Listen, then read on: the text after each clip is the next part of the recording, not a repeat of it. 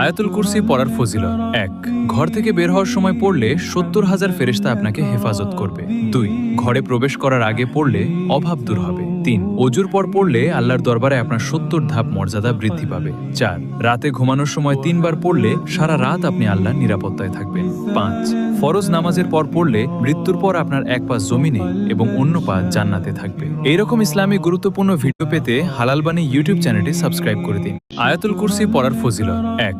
ঘর থেকে বের হওয়ার সময় পড়লে ৭০,০০০ ফেরেশতা আপনাকে হেফাজত করবে। ২। ঘরে প্রবেশ করার আগে পড়লে অভাব দূর হবে। ৩। অজুর পর পড়লে আল্লাহর দরবারে আপনার ৭০ ধাপ মর্যাদা বৃদ্ধি পাবে। ৪। রাতে ঘুমানোর সময় ৩ বার পড়লে সারা রাত আপনি আল্লাহর নিরাপত্তায় থাকবেন। ৫।